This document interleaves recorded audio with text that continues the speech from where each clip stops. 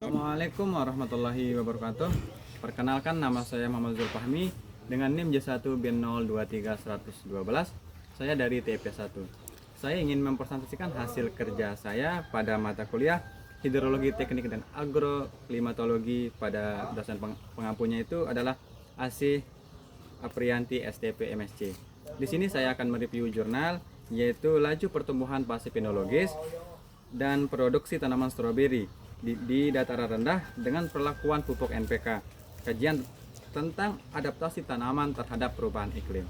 Yang pertama, perubahan iklim atau unsur iklim yang terdapat pada jurnal ini yaitu suhu, kelembapan, curah hujan, dan sinar matahari.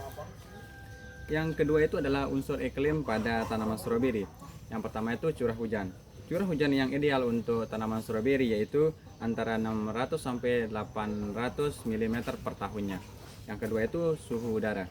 Suhu udara optimal yang dibutuhkan oleh tanaman stroberi yaitu 10 sampai 26 derajat Celcius. Yang ketiga itu kelembapan udara. Kelembapan udara relatif ideal berkisaran antara 70% sampai 80%. Yang keempat itu adalah cahaya matahari. Cahaya matahari atau stroberi membutuhkan cahaya matahari sekitaran penuh selama 8 sampai 10 jam per hari. Yang kelima itu angin. Angin yang terlalu kencang akan mengakibatkan robohnya atau rusaknya tanaman stroberi yang ditanam pada dataran tinggi atau di dataran rendah. Dan yang ketiga adalah pengaruh iklim. Pengaruh iklim sangat berpengaruh pada pertumbuhan stroberi pada di dataran rendah atau di dataran tinggi. Yang pertama itu suhu. Suhu yang sangat berpengaruh pada stroberi ini mencakup stroberi yang optimal pada pertumbuhan antara 10 sampai 26 derajat Celcius. Suhu rendah yang ekstrim atau di bawah 5 derajat Celcius sangat mempengaruhi pertumbuhan stroberi itu sendiri. Yang kedua itu cuaca hujan.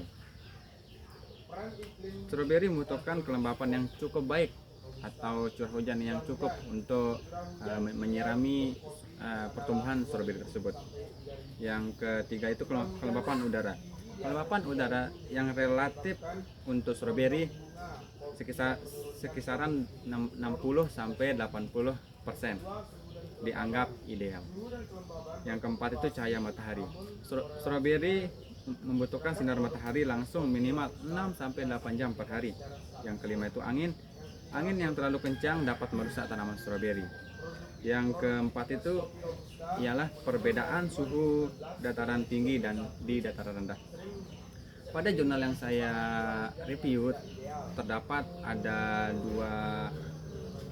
dua tempat dia menanam yaitu di dataran tinggi.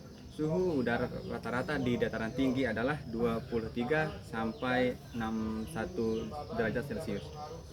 Radiasi dan suhu udara di dataran rendah Bandar Lampung berbeda dengan dataran tinggi Sekincau. Dengan rata-rata radiasi pada dataran tinggi Sekincau adalah 170,30 watt meter per kubik dan rata-rata suhu udara 23 sampai 23,61 derajat Celcius.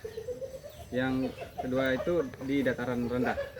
Di dataran rendah suhu udara rata-ratanya adalah 26,3 derajat Celcius.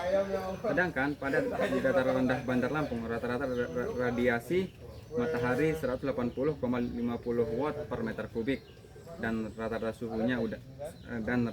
suhu udara 26,3 derajat Celcius, di mana perbedaan ini sangat signifikan pada tanaman stroberi.